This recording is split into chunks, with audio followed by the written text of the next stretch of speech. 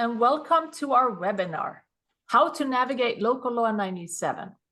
Today's agenda is 45 minutes of panel discussion, followed by 15 minutes of Q&A. Please enter your questions in the Q&A tab, where my partner, Mark Foley, will answer questions, saving some for the Q&A section at the end. You'll see some occasional pop-up polls. These are anonymous, so don't be shy. We'll start with covering the law, digging deeper into some examples and the legal aspects. Our goal is to cover enough ground that you can apply some of these tools in your building. We'll have a giveaway at the end of the hour, so make sure you stay to the end. It is my pleasure to introduce our moderator today, Carol Ott, the founder and chief editor of Habitat Magazine, a publication that has been covering all aspects of co-op and condo in New York City for over 40 years. If you're on your board, I highly recommend that you subscribe to the magazine, their newsletters, and their social media if you don't already, because they cover all kinds of stories of situations by other boards and other industry professionals. So without further ado, take it away, Carol. Thank you very much, Tina. So welcome to How to Navigate Local Law 97. Our expert panel today is Bruce Cholst, a partner at the law firm Herrick Feinstein, Ari Golden, a principal at ONS Engineers and Architects and a mechanical engineer by training, and Tina Larsson, co-founder of the Folson Group, a financial and efficiency consultancy working with co-op and condo boards. So let's begin. Local Law 97 was not created out of thin air. It has had a history of laws that were meant to motivate buildings to reduce their energy use. First, there was Local Law 84, the annual benchmarking law that was enacted in 2009. It required owners to measure their energy and water consumption. Concurrent with benchmarking, the city passed Local Law 87, which required all buildings to file an energy audit every decade. The filing started in 2013. Then came Local Law 33, enacted in 2018, that tied letter grades to a building's energy efficiency. Unfortunately, these laws didn't move the energy needle very much. Between 2012 and 2019, site energy use intensity in buildings over 50,000 square feet did not budge, and their carbon footprints didn't drop either. In hopes of moving this needle, in 2019,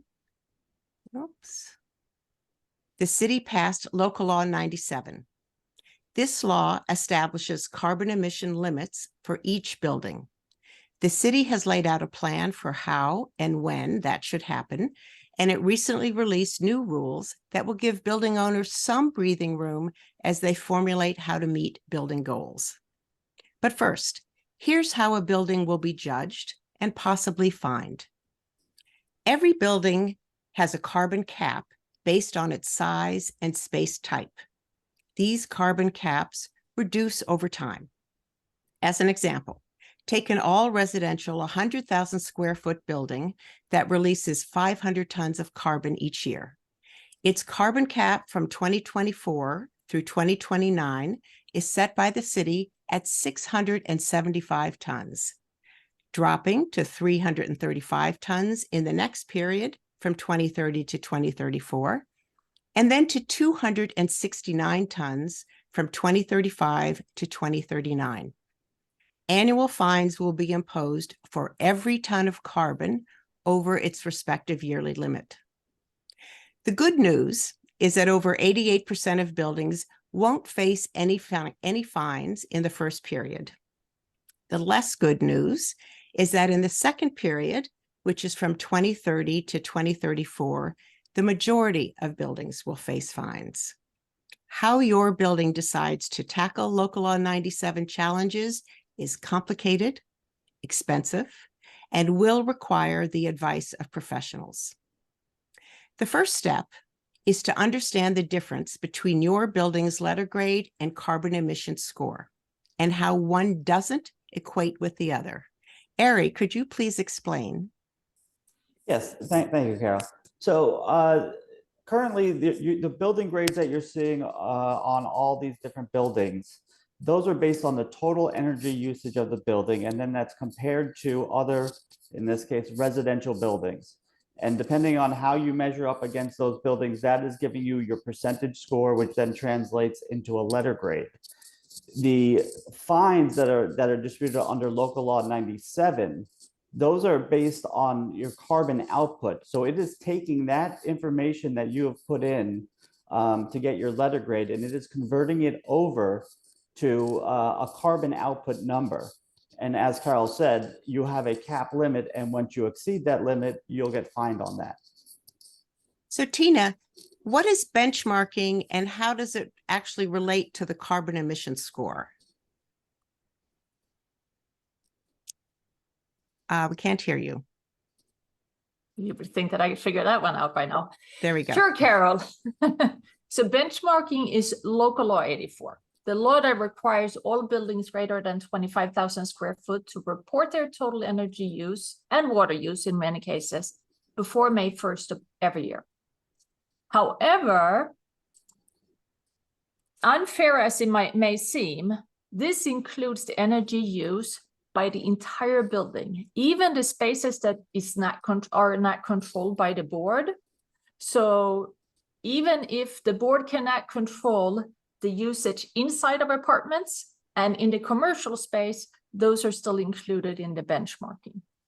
Benchmarking is filed with the EPA's Energy Star Portfolio Manager, and that's a national database, which gives you the Energy Star score, or the building in the Energy Star score between 1 and 100, as Ari mentioned. And a part of that reporting is the carbon emission. Is based on how much of each type of energy buildings use per square foot. So Ari, let me just jump in here. What components of a building contribute to its carbon emission score?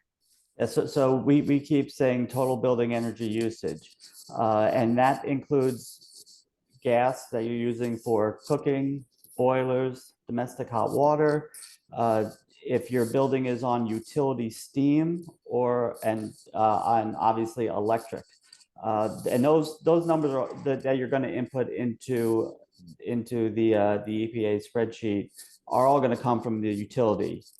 Then there's also, if your building is utilizing oil, that will have to obviously based on your delivery, and that has to be manually inputted into the system. But it's your gas, it's utility steam, electricity, oil, and some buildings also do require water to be captured in those numbers also. I guess I should ask, is there anything in a building, any energy usage in a building that is not calculated in its carbon emission score? No, it's everything that you have to put into your building. It gets calculated in there. Okay, so let's try and get some examples of buildings that have tried to address their energy usage and their carbon emissions. Tina, can you provide some examples of buildings that you have worked with who have tried to lower their carbon emission score, their energy usage? Absolutely. So one example is a large mid-century buildings that have two boilers, heated with natural gas and steam radiators, as most buildings or many buildings in New York, no central air. The building had an Energy Star score of 37, so they had a D, and were facing $200,000 in local law 97 fines starting in 2030.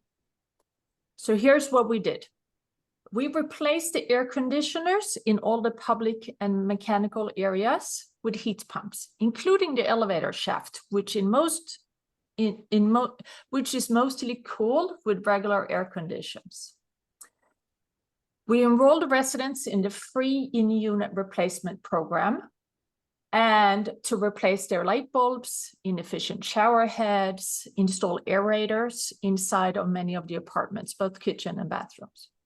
The board also adopted our energy efficiency policy, requiring all sellers to upgrade their appliances to Energy Star rated appliances, toilet tanks to the current codes, and have the residents resident manager inspect all connections for leaks before sales are approved.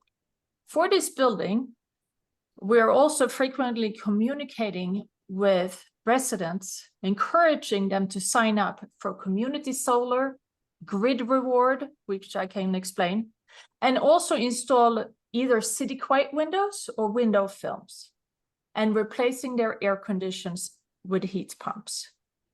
Key here is communication, and the board has also approved a heat pump solution that many have already adopted. The board requires all who install heat pumps to cap off or remove their radiators, putting less strain on their boilers. We also replace their roof with insulated roof and install solar panels that generates 25% of the common electric area, or the common area's electric use rather. They are one of the few buildings that we have seen with motion sensors in the hallways, something that very often boards don't want to do. This building now has an Energy Star score of 69. They have a B, and they do not face local law 97 fines until 2035. Our energy efficiency policy continues to work in their favor as they have more sales in the buildings. And we're also looking at a the domestic hot water electrification and possibly geothermal. Ari, why don't you give us an example of a building you've worked with, what they've done? So we're currently working, this is an example, this is a hotel.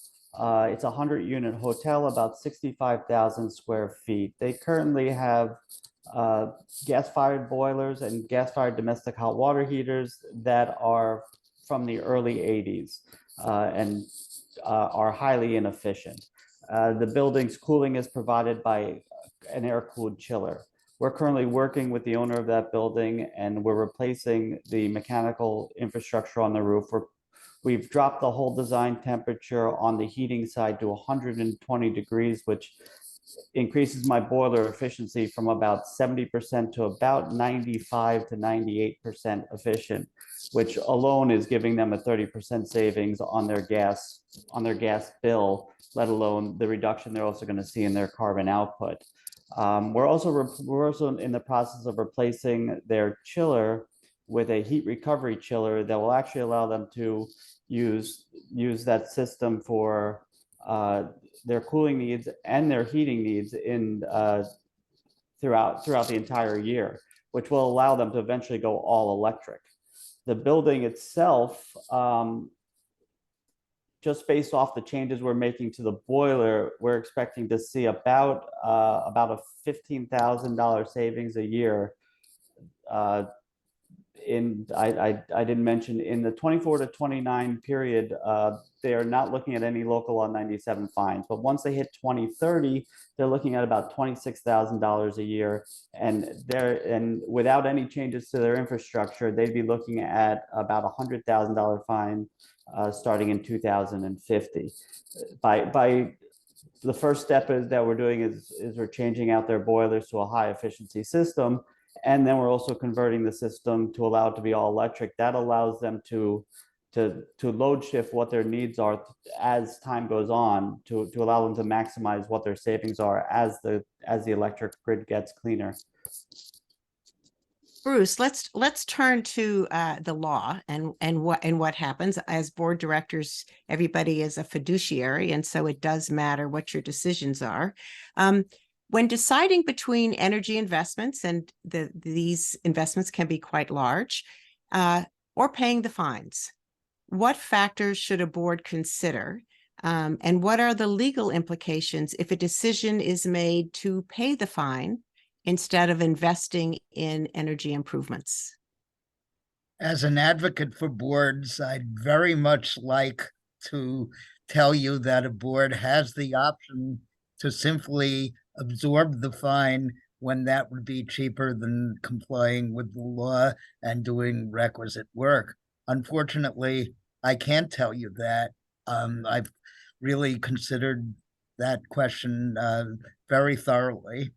And I think that a court would, in the event a shareholder sues or unit owner sues in order to compel the board to actually do the work, or a government enforcement agency, a city enforcement agency were to sue seeking an injunction to compel that the work to be done, I think a court would very likely issue that injunction.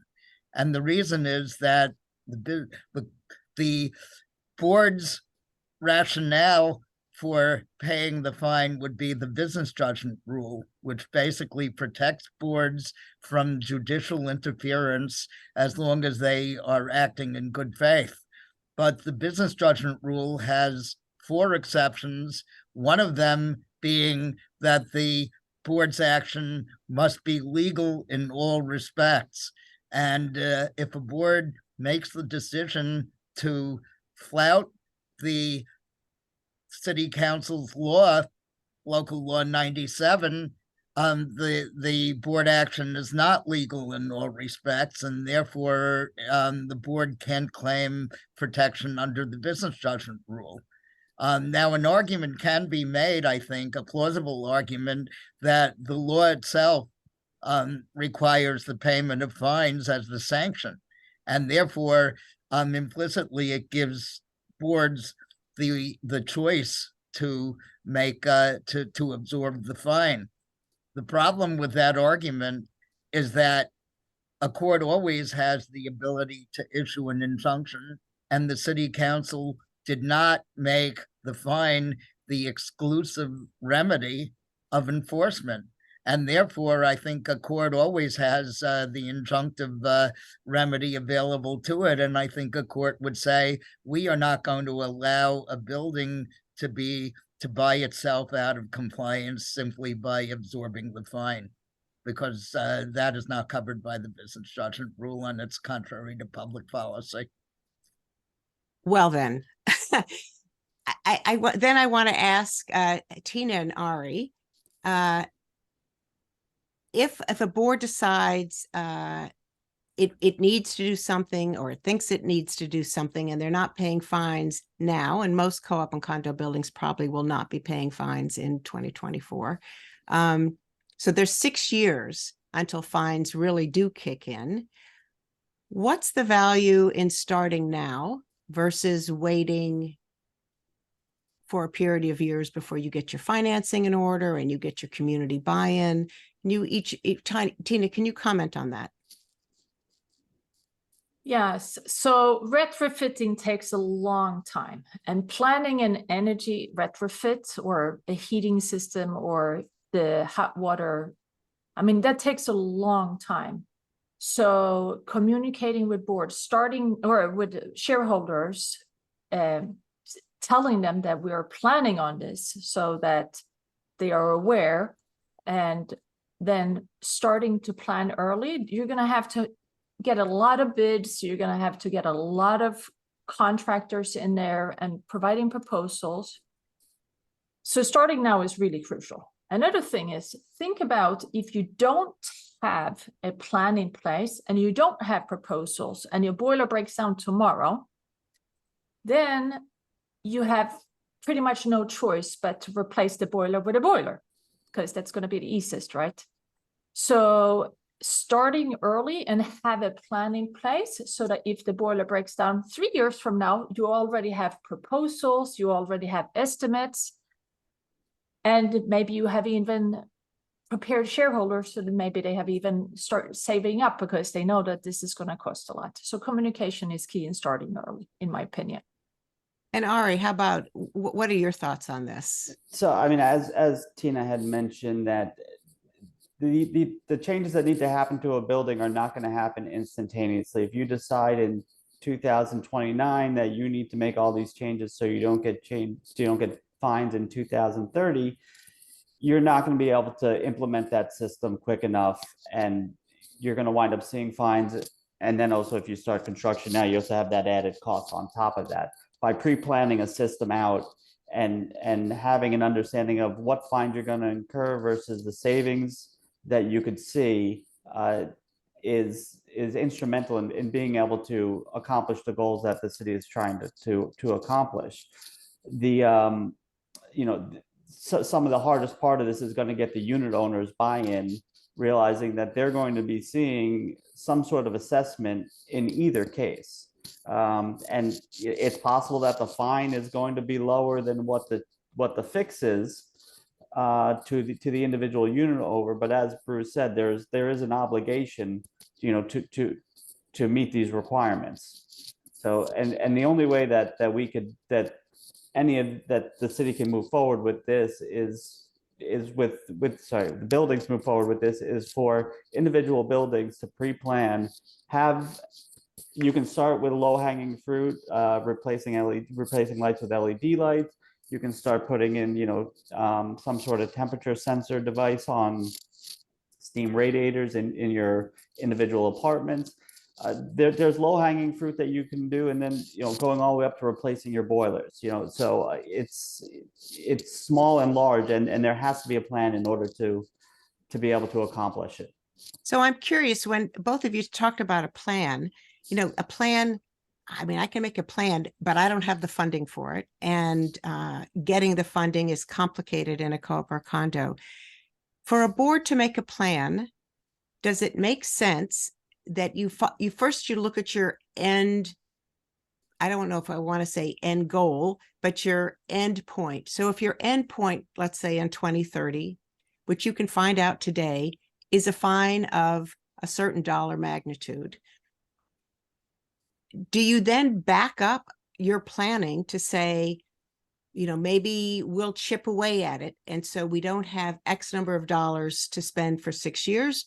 Maybe in 2030, instead of the fine being X, it'll be a much smaller Y. How does a board begin to think? I mean, it's fine to say plan, but you're planning for this, you're planning for local law 11, and you're just running your day-to-day stuff in your building. So how actually do you plan? Tina. Yeah, so for all the buildings that are greater than 50,000 square foot, they actually have an energy audit already, because as part of the retrofit law, they're required to file a retrofit report, which was done by. So they already have a local law 87 report. That report will give you some items that are required to be fixed, some items that are voluntary, but that energy audit typically also has some kind of costs. And those costs are not, they're based on the engineer who performed the auditor's data. So we might be able to find much lower, or they might not be exactly what's going to happen, because they're not actual bids, they're based on data in other similar situations. But it gives you some kind of ballpark. Okay, so is this going to cost you $3 million? Is it going to cost you $5 million? And then from there, you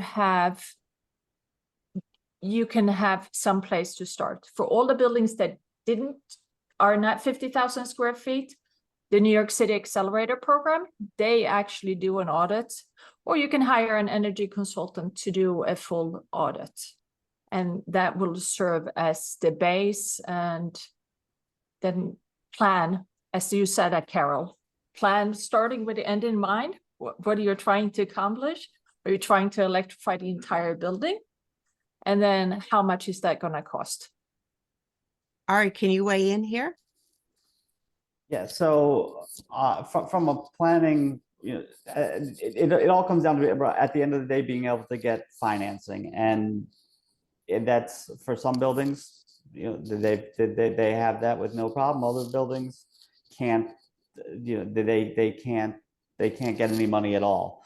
So as Tina said, the accelerator program is a very valuable resource, which does provide a lot of resources for funding and ways to get money for buildings.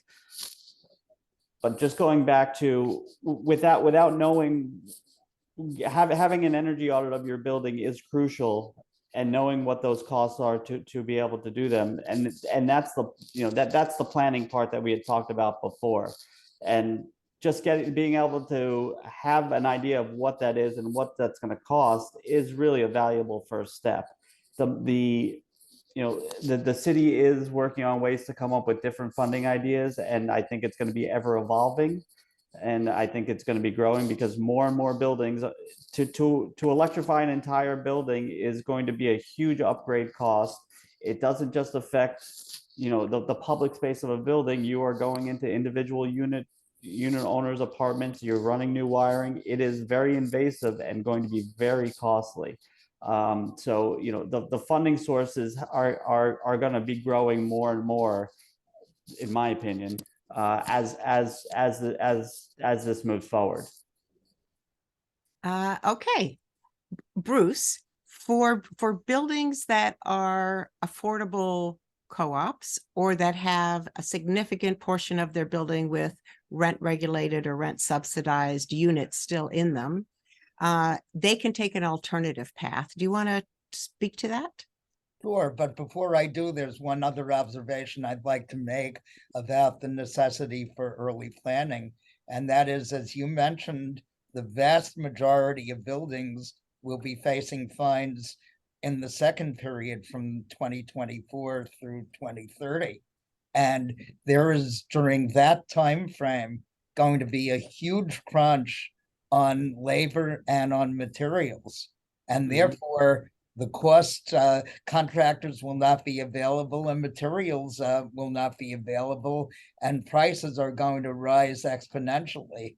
So in order to beat that price rise due to the demand crunch that we're going to see, it's absolutely imperative that boards start planning early and start implementing those plans before that price crunch. And they'd be doing a great disservice to shareholders and unit owners if they ignore that factor. In terms of affordable housing and rent regulation, you are correct that as for HDFC co-ops and buildings and participating in the NYCHA program and buildings which are participating in federal affordable housing programs, and those who have a significant component of rent regulated status, the law allows an alternative path to compliance.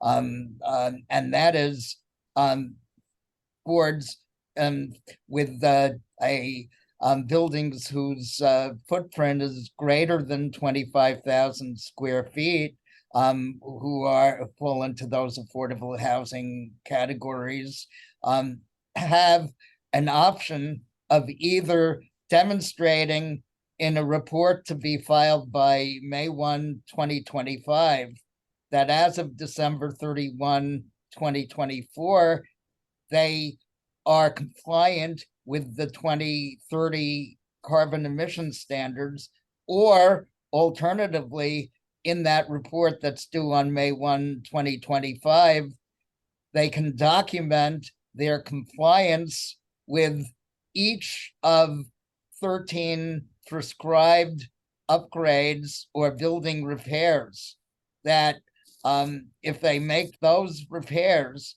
then they are deemed to have complied with local law 97 and are exempt from fines.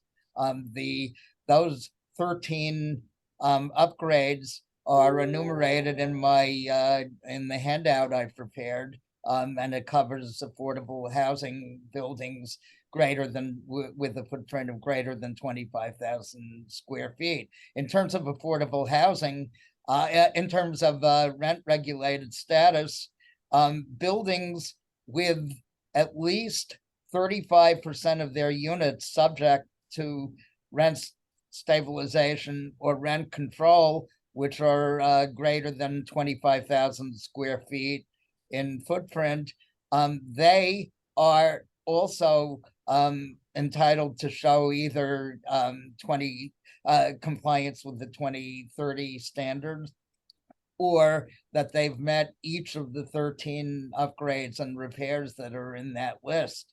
In terms of buildings which have at least one rent stabilized unit, but less than 35% are rent stabilized or rent controlled, and those buildings which have greater than 25,000 square foot in footprint are do not get the option to meet those 13 standards, which of course can be cheaper than the other compliance requirements, but they do get a 1-year exemption to 2026 for compliance with 2024 standards. Now, those buildings which do not have fines until 2030 are not going to benefit from that 1-year extension, because that only gets it them to 2026. But buildings which are going to incur fines in 2024 and are otherwise covered do benefit from the extension. I just want to jump in and ask a question about board strategy, because everybody's talked about planning. Planning is great, and you can put a dollar figure to each step in your plan, and the dollar figure is likely to be pretty high. For boards who are trying to parse out a strategy to either not pay fines or not pay much of a fine, and need community buy-in, because you're going to probably turn to your community and in some fashion ask for more money. Is it a strategy, instead of the board making the decision, is it a strategy to explain to your community what's involved, what's needed, probably what kind of dollars you're going to have to get, and to get the community to either, vote their support or hopefully not vote their non-support, so that you get some buy-in when over the years everybody's going to have to kick in money? Is that, I know that's not typically how a board should operate. Bruce, I'll throw this to you. Does that make any legal sense or any governance sense to do it that way? What makes governance sense, I think, is to present it as an option and ask sort of a survey and ask how people feel as between an assessment or financing or maintenance increases or whatever. That makes a lot of sense. Make it a non-binding plebiscite. That way, the board ultimately makes the decision. It has the legal obligation to make the decision, and legally, a board can't delegate that to shareholders or unit owners. But seeking buy-in and seeking and surveying opinion is an excellent strategy. Okay. Tina, let's talk about financing. What are the financing options and the subsidies today that are available to support this kind of compliance with Local Law 97? Sure. So let's divide it into a few different steps. So there are the incentive subsidies or tax credits, which are available through your local utility, New York State, and then the federal tax credits as part of the IRA. Then there's financing, which if the board needs to refinance their underlying mortgage right now, then you might want to incorporate that and take out a bigger mortgage. Or other financing that are available are construction loans or equipment loans, etc. Those are typically available through alternative lenders. And then there's even leasing companies. Those are companies that lease equipment to the building. They are structured similar to the laundry room, where you lease out the laundry room or the roof if you have wireless towers or billboards or something like this. And they lease the equipment. So they lease the space and lease the equipment to the building.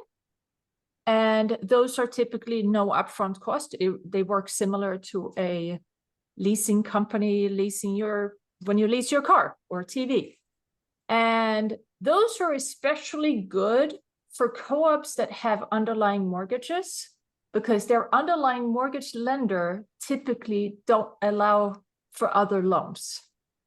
So this might be an alternative for them. All right. I wanted to, Sorry, can go I add ahead. one more thing? And we actually have a client who started planning. They said, they put a number and they said, we're going to spend $5 million or whatever the number was over the next 8 to 10 years. So they actually started assessing shareholders at the time, a very small amount, but it's been consistent and they've had very good communication. So they have a reserve fund. So when we start electrifying the building next year, a very big chunk of their the money that they need has already been set aside. Sorry, go ahead. Ari, I'm wondering, the utility companies, do they provide incentives or financing to help a building? That actually, I don't know the answer to. I know that in some other webinars that I've attended that that Con Ed was looking at options to do that. I don't know what they're currently providing, and I going forward, I think it's something that's gonna happen. I don't know what they currently are providing at this time. And I just want to mention PACE loans, which not very many people have taken advantage of, but those are loans which are tied to energy savings and will reduce, they're somehow fashioned and tied to your property taxes. And if you have the right kind of energy savings and you have the stamina to apply for a PACE loan, it can be of benefit. Bruce, I want to ask you, are there any proactive legal measures that a board can take to ensure compliance with Local Law 97? Okay, first of all, on PACE, one good thing about a PACE loan is my understanding is that they are pre-qualifying buildings now. Because it's tied to property taxes, the loan is pre-qualified automatically. So that is a very, very viable option. In terms of proactive strategies, the first thing I think a board should do is, even before the energy audit, is to form a committee on Local Law 97. And the first task would be, if you haven't already done it, is to commission an energy audit and then start planning. But it can be done at the committee level and reporting to making recommendations to the board. In terms of other strategies, I think we've talked a lot about getting community buy-in, and I think Tina talked about how a lot of a heavy component of this is the Local Law 97 repairs that move the needle on carbon emissions. Are internal repairs to the apartments. So to the extent that a board seeks shareholder and unit owner buy-in and can provide go out and procure bulk discounts in order to perform these internal repairs, you're going a long way to help meet the needle, to move the needle.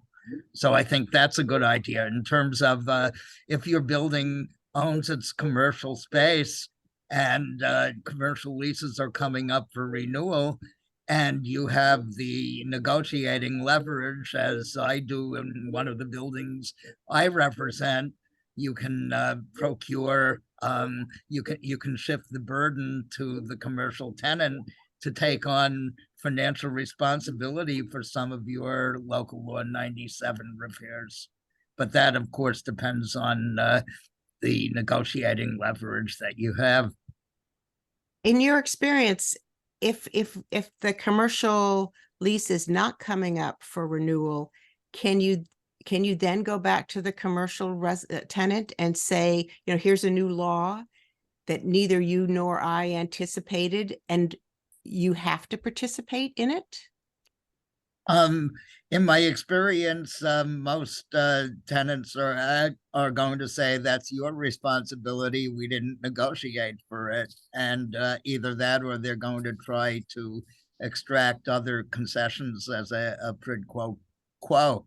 So you may not be gaining anything from that. If a board decides not to take any action to comply with Local Law 97, what kind of legal liability might they face? Boards have a duty, both under statutory and common law, a duty of due care as board members to their shareholders and their unit owners. And not taking any action at all and not bothering to be informed as to the various aspects of Local Law 97. As you can see, they're voluminous, and there's plenty of exposure for non-compliance.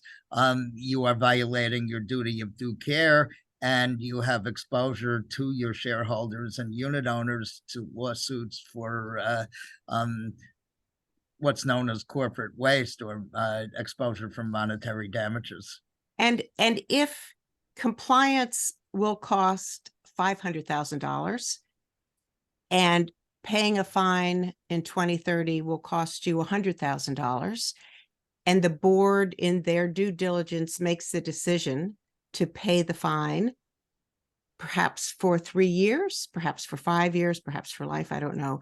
That's an economic decision. The board may have considered it, feel that their community that's a more affordable thing for their community. Are they open to liability if that's their decision?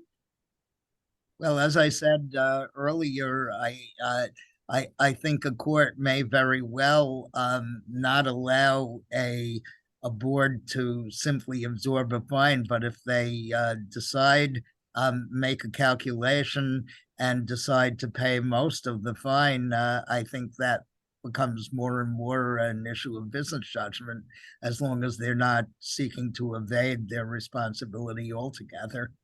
And I have one more question that's sort of a legal operational governance question, and that's about insurance and also about your underlying mortgage.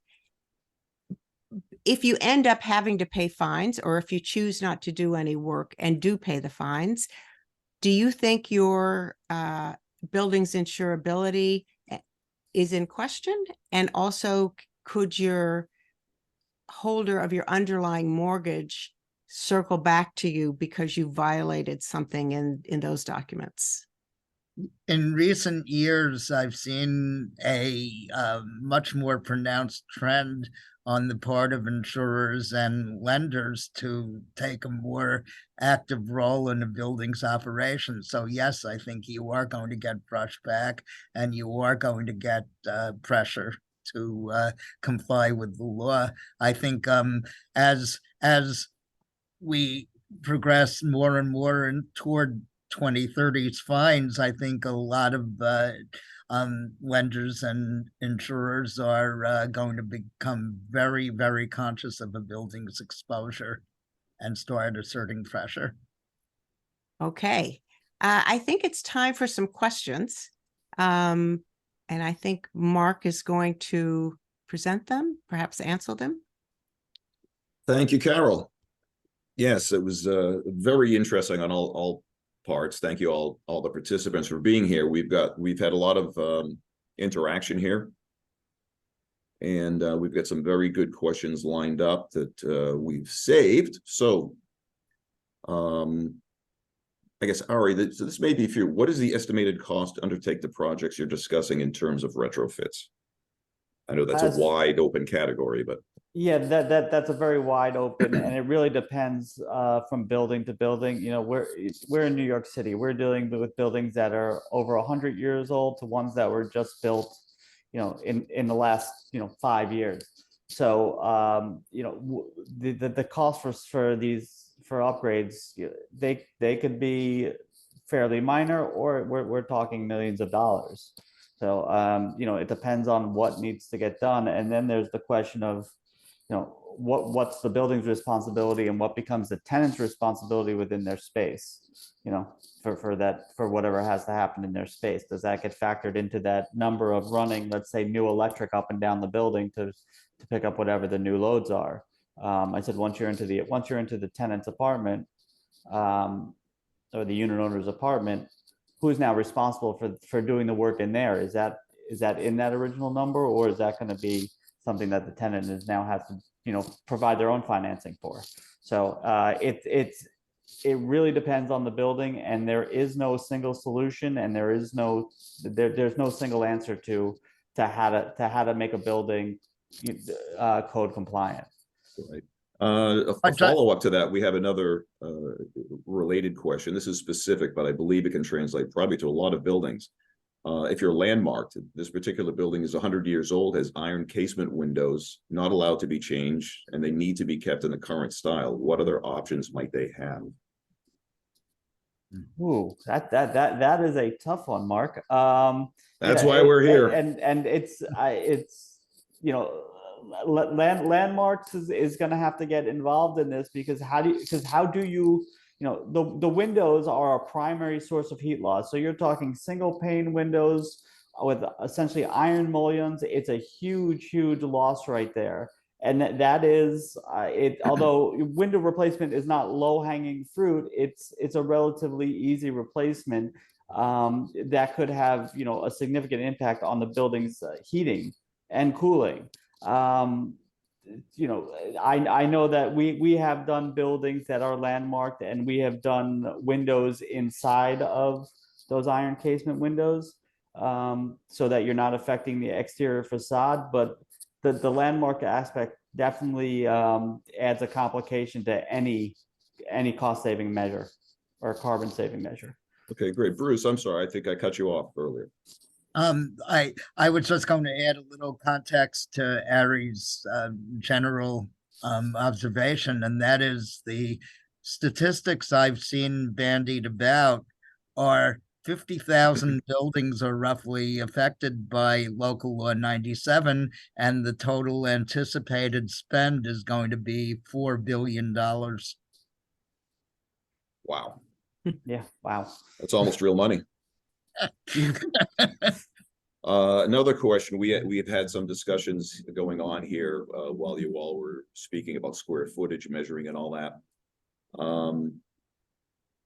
How do we know that the data generated the current square, or rather, I'm sorry, the data that generated the current letter grade, how do we know that that is accurate? Would you like me to pipe in on that? Yeah, yes, Tina, I'll defer to you on this one. So Mark and I and my firm, we're data people, and we have looked through and analyzed the Local Law 84 database last year, or the last issue that was filed, or what was issued last year was approximately 18,000 multifamily buildings. Out of those, we estimate that any building that has an Energy Star score less than 15 or more than 85 is probably not reporting correctly. This is based on statistical analysis, so this is pure statistics. So this is knowing very little about your particular situation of your building, but just statistically, it is almost impossible for you to have, for those who have an Energy Star score of less than 15 or more than 85. So if you have an A, it might not be correct. Our opinion. All right, thank you. And we have a follow-up question to that. You kind of alluded to this. For measurement purposes, how much of that is self-reported? So the square footage of the building, how does the city follow up on that? Is it just completely self-reported and they take your word for it? Yes, it's self-reported. Now, when it's self-reported, I'm not saying that if Ari is the board president, that he's reporting it himself. I'm saying that he's an energy guy. So as an energy, they file local law 84, which means that they take the square footage, which is available with the Department of Finance or the Department of DOB. Those are normally the same ones. We've seen them not being the same, but it's a different story. And then, so they will take public information, and then the usage is all the meters that were reported or gathered either from the board or from their property managers. And all of that data is entered into the Energy Star portfolio manager. We very often see that buildings are not reporting all the meters. So that is just a matter of when they set up and I'm not saying that this had anything to do with Ari, but I'm just saying in general. Thank you. So whoever created a Energy Star portfolio account for your building, they might have overlooked 1 meter. So there are lots of different angles. So there's property managers, there is ESCOs, there's energy auditors, there's boards. So who reports it into your energy usage and all the data into Energy Star portfolio manager varies for each building. But whoever did that, they might have missed a 1 meter. For example, building next to us, they used to heat their building with oil. And they had terrible Energy Star score. They converted their heating source to natural gas a few years ago. And when they converted, all of a sudden, their natural gas use in benchmarking is now 3% of their total energy use. That number indicates that they're only reporting their cooking gas, which is approximately 3% of most buildings' energy use. And they never added, it's one possibility, that they never added their heating gas meter to the Energy Star portfolio manager. Long story short, sorry. Thank you, Tina. We did have a request, just putting this up there for the 13 to 14 items that Bruce mentioned. We'd like to share that at the end, so we will do that. And Bruce, you did mention PACE loans. We've had a few comments on that they're not accepted by securitized mortgage lenders. Condos have a problem. How would that be addressed, and how is there a workaround?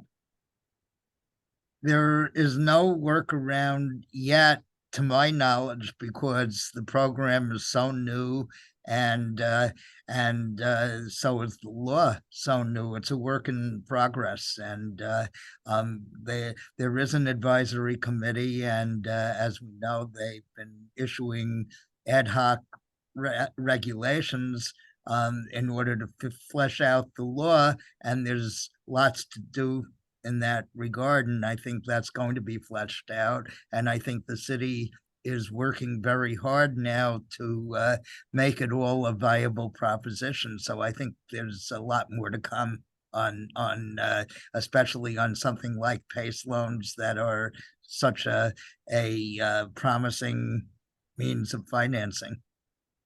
Great. So there will be a workaround, I think, in the very near future. Great, thanks, Bruce. And while I have you, do you have any thoughts on the merits of the claims raised in the Glen Oaks Village lawsuit, which is a direct challenge to the legality of Local Law 97? I think the claims, again, I'm an advocate for boards, and they're like music to my ear. My ears, but I think if we're hoping to derail this law, I think honestly there's too much political momentum, and I think you're living a pipe dream. And I don't see judges in this environment with an election year coming up who will overrule this law. That's my own personal feeling. I'm sorry, could you clarify? You do or do not see them? No, I do not see the law being overturned. I think that would be a pipe dream. So that leads into our next question, which I'm happy to take. What happens when buildings go electric and there's insufficient power? Somebody during the chat had asked, has Con Ed addressed it? And the answer that I gave was, well, indirectly, they've warned us that energy prices could be going up as much as 30%. That to me sounds like an answer. Do we have enough electricity? What is going to happen when there's insufficient power? Well, we're already in a situation where they're asking us to voluntarily cut back on electric usage during peak hours, peak demand periods. At some point that will be mandatory, whether they're directly affecting you or whether we have, brownouts, rolling brownouts. We simply do not have the power grid for this. And unfortunately, Bruce, you kind of alluded to this as well. It's highly political. And in my personal opinion, the de Blasio administration was kind of latching on to the Green New Deal, which sounds great. And he wanted to run for president, and he did a bang up job at under 1%, representing New York City. But unfortunately, people are looking at a solution without a way to get there. And it sounds great, emit less carbon. That's wonderful. I think we're all for that. But there has to be a rational way to do that. And, that's what we're all trying to figure out, I think. I think the hope, Mark, I think the hope is, and this is why I think that they have several tiers, progressive tiers, 2024 and 2030 and 2035, is that they're trying to string it out over time so that the electric grid gets cleaner, and there'll be electrification of residential buildings is going to be a much more viable alternative, is the hope. That's what they're hoping for the future. Yeah. And that's what this program, I think, is based on. And along those lines, helping buildings get there in this expensive endeavor. We have two more questions related to that. We have just enough time. Is there any chance energy assistance could come from NYSERDA, HPD, and DEP? So incentive or help assistance is currently coming from your local utility, Con Edison, or National Grid, NYSERDA, and there's also the federal IRA, which is the Inflation Reduction Act, which is on the owner side or the shareholder side. But all combined, we have seen a total amounting to 60% of the projects at the highest. So they can add up if you participate in all three. Not everyone can benefit from the IRA, but yeah. So there are help on the way. And how would electrification credits come into play? I believe they're not actually coming into play until the second compliance period. And I don't think the rules are totally set in stone, but there's sort of a credit. There's an established coefficient credit that will go against the electrification, the carbon emissions coming from your replacement of fossil fuels. So it's not an individual shareholder who puts in an LED light. The city really is going to give you a credit if you replace a fossil fuel with some kind of electrification, whether that's heat pumps or whether it's electric chillers or electric hot water. That's really what they're trying to motivate you to do. Great. We are at 12:59. That was our last participant question. Thank you all for participating. And Tina, would you like to wrap us up? Yes, please. Thank you all for joining us today. We hope that we know that it's very complex, but we hope that you get at least one takeaway from our conversation today. And don't forget to download our Local Law 97 toolkit. Here's the QR code, and I will share all of our contact information to Carol, Bruce, Ari, and Mark after the seminar. Make sure that you follow us on social media, follow our YouTube channels, and we will see you next time, and reach out if you need anything, any help. Will people be able to get a download of this? Yes, if they scan their phone on this here or click the link, it will have a, I'll send it afterwards. All right. Thank you, everybody. Thank you. Thank you.